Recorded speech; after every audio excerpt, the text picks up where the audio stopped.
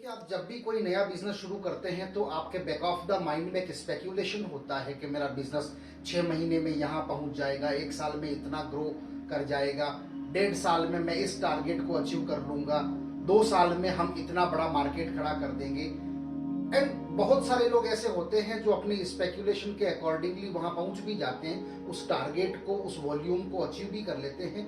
But unfortunately ऐसे कई सारे लोग भी होते हैं मार्केट में जो उस टारगेट के आसपास भी नहीं पहुंच पाते हैं, बहुत हार्डवर्क करने के बावजूद भी। एक मैडम को मैं पिछले 10 साल से जानता हूँ, 6 साल से वो एक कंपनी रन कर रही है।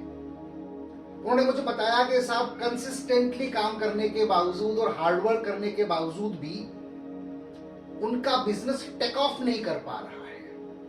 टेक ऑफ से उनका मतलब था कि बिजनेस वॉल्यूम नहीं आ रहा है, टीम की साइज नहीं बढ़ रही है, ग्रोथ दिखाई नहीं दे रही है।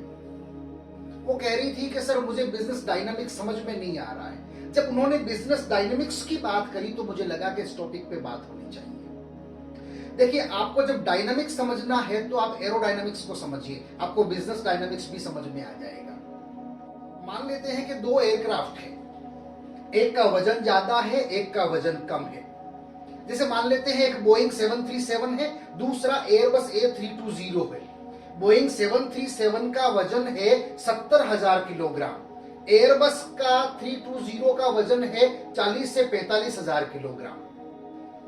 बोइंग 737 को उड़ाने के लिए 16,000 हॉर्स पावर के 2 इंजन लगे हुए होते हैं, जबकि एयरबस A320 को उड़ाने के लिए 15,000 हॉर्स पावर के 2 इंजन की जरूरत पड़ती है। अब आप देखिए, जो भारी वाला है, जो 737 बोइंग है, उसको टेक ऑफ कराने के लिए रनवे पे उसकी स्पीड चाहिए 275 किलोमीटर पर आवर, तब जाकर के वो एयरक्राफ्ट टेक ऑफ करता है। जबकि जो हल्का वाला एयरक्राफ्ट है, उसको रनवे पे 250 से 255 किलोमीटर पर आवर की स्पीड चाहिए, तब वो जाके टेक ऑफ कर जाता है। अब यहां समझने वाली बात यह है कि अगर आपके बिजनेस का वॉल्यूम ज्यादा है तो आपको हॉर्स पावर भी ज्यादा लगेगा, यानी कि पावर ज्यादा इनपुट डालना पड़ेगा, एनर्जी ज्यादा डालनी पड़ेगी, प्लस आपकी स्पीड भी उसके अकॉर्डिंगली होनी पड़ेगी। आपके बिजनेस का अगर वॉल्यूम आपको कम चाहिए तो स्पीड भी कम होगी, एनर्जी भी कम होगी। मेरे ख्याल से आपको ये उदाहरण समझ में आ गया होगा। अब इसमें जो समझने वाली बात है वो है स्पीड और एनर्जी, इन दोनों का जो कॉम्बिनेशन है वो बनाता है मोमेंटम। ये मोमेंटम बहुत इंपॉर्टेंट है, बिकॉज अगर आप 50 किलोमीटर पर आवर की स्पीड से उस विमान को दिन भर भी रनवे पे दौड़ाएंगे, क्या वो टेक ऑफ करेगा? नहीं कर पाएगा। तो क्या जरूरी है? स्पीड, हॉर्स पावर और मोमेंटम।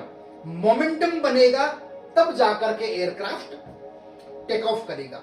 बिजनेस में भी ऐसा ही होता है, मोमेंटम जरूरी है, स्पीड जरूरी है, एनर्जी जरूरी है। तो क्या करना पड़ेगा? आपको मार्केट को रिसर्च करना पड़ेगा कि मेरा कॉम्पिटिटर कौन है, मार्केट में कितना कंपटीशन है, मार्केट में किस तरह का बिजनेस चल रहा है, मार्केट का मूड कैसा है, लोगों का मेरे बिजनेस के बारे में फीडबैक कैसा है, एक्सेप्टेंस कैसा है, मेरी ट्रेनिंग की क्वालिटी कैसी है, मेरे पास स्टाफ कैसा है, मेरे पास नॉलेज कितना है, एंड देन मेरी स्पीड कैसी है। अगर मेरी स्पीड कम है तो फिर टेक ऑफ नहीं हो पाएगा, मोमेंटम बनाना पड़ेगा। अब जैसा कि वो मैडम ने कहा कि साहब, मुझे डायनामिक समझ में नहीं आ रहा है, हार्डवर्क और कंसिस्टेंसी के बावजूद, हार्डवर्क, आप अपने आसपास नजर दौड़ा करके देखिए, आपको खदान में काम करने वाले मजदूर दिखेंगे, आपको गोडाउन्स में काम करने वाले मजदूर मिलेंगे, आपको रेलवे में काम करने वाले मजदूर मिलेंगे, आपको कई तरीके से बोझा ढोने वाले लोग मिलेंगे। ये कम उम्र से ही बोझा ढोना शुरू करते हैं और बुढ़ापे तक ढोते हैं। आपको नहीं लगता कि ये हार्डवर्क करते हैं?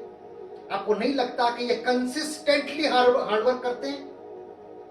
इनकी फंक्शनिंग में, इनकी वर्किंग में हार्ड वर्क भी है और कंसिस्टेंसी भी है। आपने ऐसे कितने मजदूरों की जिंदगी बदलते हुए देखा है? जवाब आप अच्छी तरह से जानते हैं। इसलिए यह मत कहिए कि हार्डवर्क और कंसिस्टेंसी खाली बिजनेस को टेक ऑफ करा देगी, नहीं। बिजनेस को टेक ऑफ करने के लिए मोमेंटम जरूरी है, हार्ड वर्क तो जरूरी है ही है, पावर का इनपुट जरूरी है, एनर्जी चाहिए, कंसिस्टेंसी चाहिए, बट कंसिस्टेंसी इंक्रीजिंग पावर में चाहिए, तब वो मोमेंटम बनेगा, वो स्पीड चाहिए अगर आपको टेक ऑफ कराना है तो। मुझे लगता है बिजनेस डायनामिक्स आपको समझ में आ गया होगा। बाकी अगले वीडियो में फिर बात करेंगे। Thank you very much.